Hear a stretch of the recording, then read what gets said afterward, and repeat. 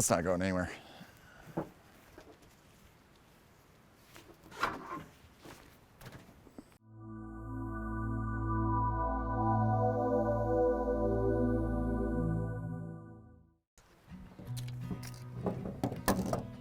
Oh my, hi, hey, woo!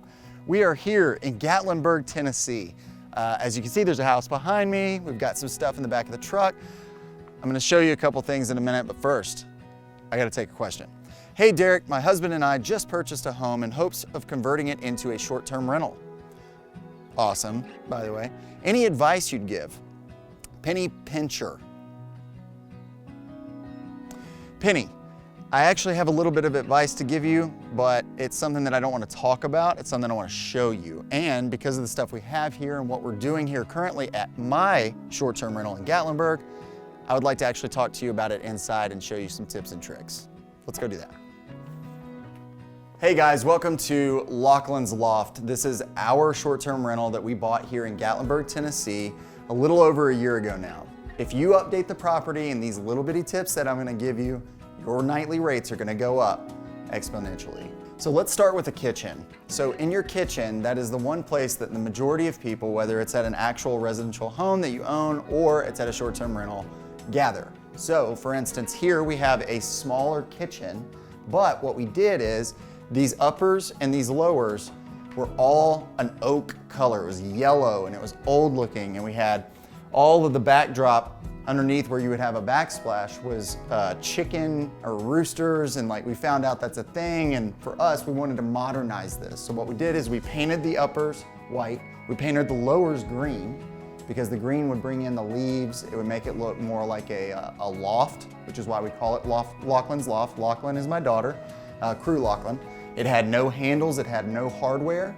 So as you can see, we added hardware, we added some pulls on the drawers. So all of these things tied in to make this look like a really updated kitchen. However, all we did is added a coat of paint on the bottom, coat of paint, hardware. That was it. So this table right here, it's a relic, okay? Let's be honest. This is not something that goes with what's behind me. It's not something that goes with what we want. So what we did is we ended up buying a new table. We're gonna go ahead and replace that now, but I'm gonna show you this right here. If you can see, you have a piece of glass here it's a little shattered or broken. If this breaks, you're now looking at, this is a liability, right? So you want to get rid of the liabilities in this property because you're not necessarily going to be here, the property management company will. So you're not going to check on it all the time. So if you see stuff like that, you want it to be replaced immediately so there's no liability issues and you can go ahead and continue to rent the property. So we're going to go ahead and replace this thing now so you can see what the before and after looks like. Check it out.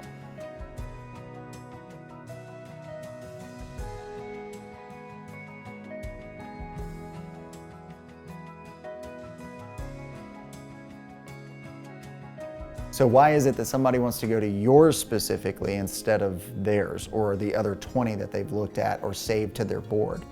That's the things that you've got to really hone in and talk about. So for instance, if you are looking at a house that sleeps 4 currently, say you have 2 bedrooms, it sleeps 4, but you don't have any other sleeping arrangements, but you know that that property could potentially sleep more, you want to evaluate that on the front end. Can it fit a pull-out couch? For instance, in our property here, we put a pull-out couch in so that it would allow for us to sleep 6, and then we could in turn charge more on our nightly rates.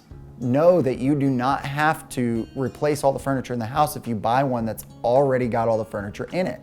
That would be a fully furnished short-term rental. That is the most desirable thing you can get right now. And the reason why is because you can immediately start renting. So something that I always thought was very interesting when I stayed in a short-term rental was, what's something that I can leave as a memory for my family? So for instance, we created this book. We've stayed in multiple short-term rentals across the United States. But this little book allows for people to literally write in it their experience. Make sure to have your property management company go through, do an inventory of everything that's in the house. You want to make sure that you don't get anything stolen. Typically everything's good, but you still want an inventory of it so you know what's yours. And then also, if you want to put up on the wall or somewhere something cute that says the Wi-Fi password, Make sure that you have Rokus in the house so that people can use that to watch TV or have your internet set up. And you want to make sure that you have the best reviews possible, because reviews are a make or break in this business.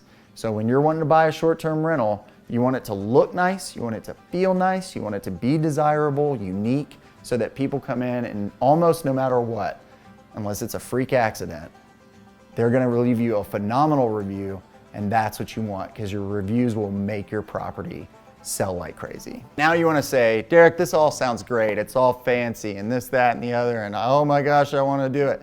But where do I start? Financially. Okay, here's the things that we did when we bought this property. This will help you make a decision on whether or not this is a good idea for you. We bought this property for $330,000, okay? Back then, that was actually kind of high, and back then was only a year ago. Our property right now is worth $475,000, which is wild, I know. And every market's not like this, but currently right now this market is. It's one of the hottest markets in the United States, Gatlinburg, Sevierville, Tennessee. So when it comes to financing the property, talk to your local lender about what's gonna be best for you and your circumstances, because not everybody has $1 million just to throw at properties.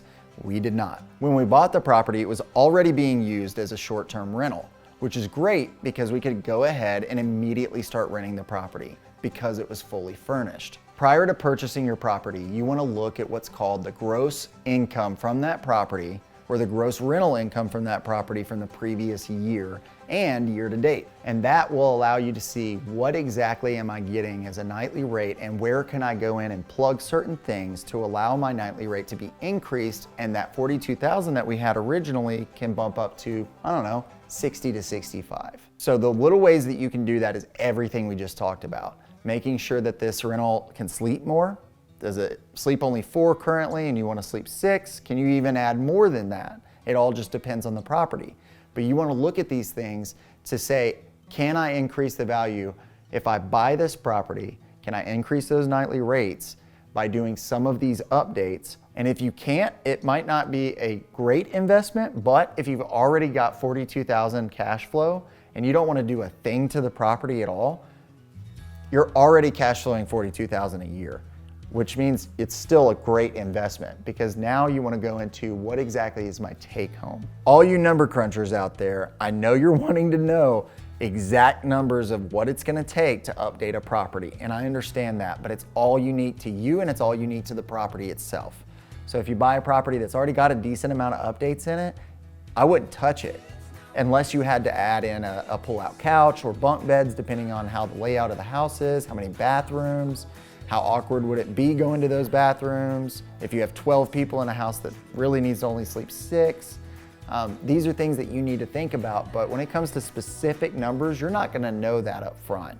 As long as the property is already renting and it's furnished, you don't have to touch it. So you can gradually do those things. Add in a couple chairs here when you have the money from your rental rates. So every month you can set aside, if you'd like, this is your choice, 20% of your income, and gradually buy those things over time. It took us a year to get this property the way it is right now. We didn't just buy it and do this. All these things, we literally just put this table and chairs in today. And it was the old tables and chairs. They've been here since we bought the property. It's the last thing in here that we wanted to update to make this place look good and unique and welcoming.